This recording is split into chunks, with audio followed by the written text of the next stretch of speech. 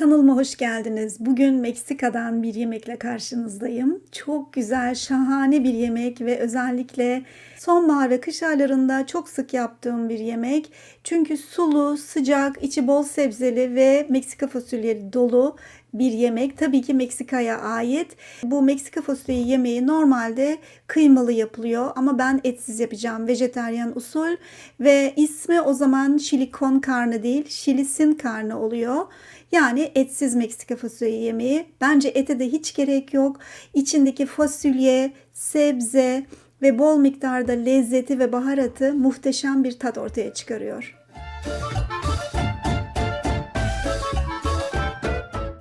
Malzemelerimizle başlıyoruz. İlk önce tabii ki Meksika fasulyesi ve beyaz fasulye, yani bizim bildiğimiz kuru fasulye, mısır, domates, böyle kapya biber veya paprika biberleri, havuç, soğan, sarımsak ve acı biber. Ve tabii ki salça, baharatlarımız tuz, kimyon, kırmızı toz biber, tarçın ve biraz da karabiber ve su. Malzemelerin miktarlarını infobox'ta videomun altında bulabilirsiniz. Evet, ilk önce biberleri iri iri kesiyoruz kare şeklinde. Yani ben burada paprika aldım. Yani normalde zaten böyle biber de kullanılıyor ama siz kapya biber de kullanabilirsiniz ve bizim yani normal bildiğimiz yeşil sivri biber de olabilir. Havucu doğruyorum. Burada gördüğünüz gibi soğanları doğruyorum. Yani havucu da küçük küçük keseceksiniz ve soğanı da küçük kıyacaksınız. Ve sıra geldi sarımsaklara. Sarımsakları da küçük küçük kesiyorum. Bu yemek için malzemeleri önceden hazırlarsanız sizin için daha avantajlı olur. Evet, burada benim küçük acı biberim var ve bunun çekirdeklerini çıkarıyorum. Yani acı biberinizi muhakkak çekirdeklerini çıkarın. Ben burada çok küçük bir tane seçtim çünkü bu gerçekten aşırı acı bir derecede ve bir tane küçük yetiyor. Ama o kadar acı değilse biberiniz, 2 tane de kullanabilirsiniz.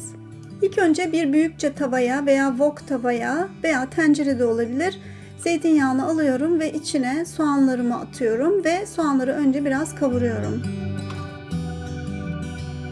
Soğanlarımı biraz kavurduktan sonra sarımsaklarını şimdi içine atıyorum.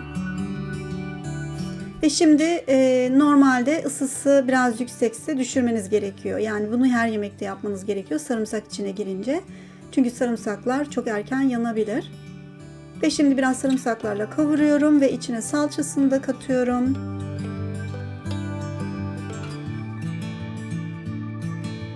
Ve salçayı da böyle kavuruyorum.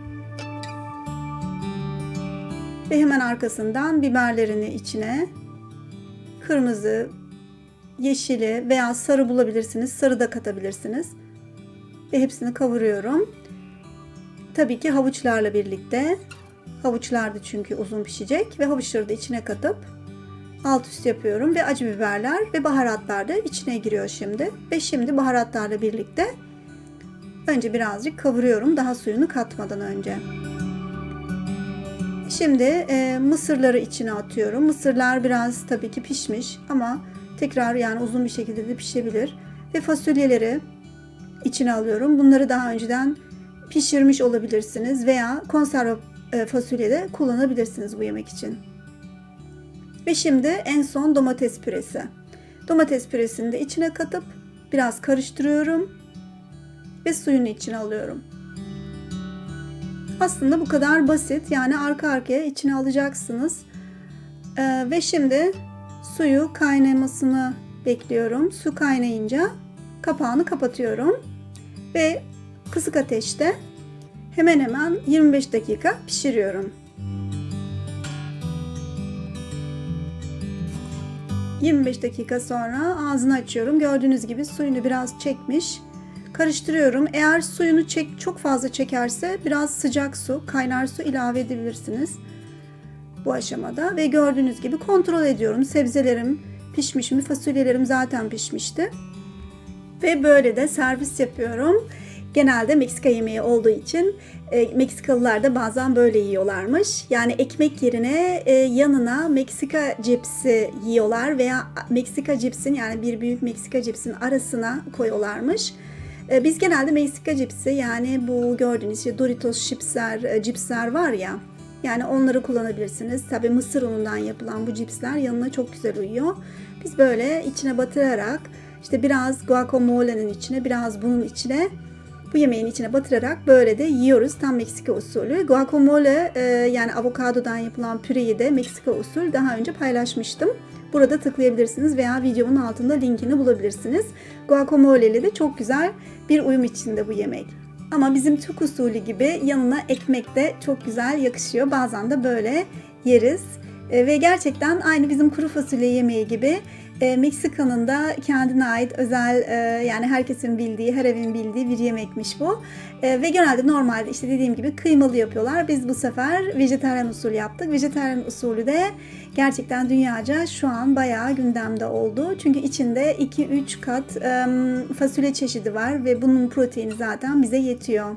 Şimdi ben bu yemekte zamanım olmadığı için konserve fasulye kullandım. Yani haşlanmış hazır Meksika fasulyesi ve hazır beyaz fasulyem vardı. Ama normalde kendim aslında pişiriyorum kuru fasulyelerden ve sadece bir püf noktası var. Kuru fasulyeleri yani Meksika fasulyesi olsun, beyaz fasulye olsun önceden ıslatmanızda fayda var. Yani bir akşam önceden hemen hemen 10-12 saat ıslatırsanız daha güzel ve daha çabuk haşlanıyor. Ve aslında kendim haşladığım zaman bu yemek daha da lezzetli oluyor. Ama zamanı az olanlar için tabii ki konserveden haşlama fasulyeyle de yapabilirsiniz bu yemeği. Evet, bir dahaki videomda görüşmek üzere. Hoşça kalın.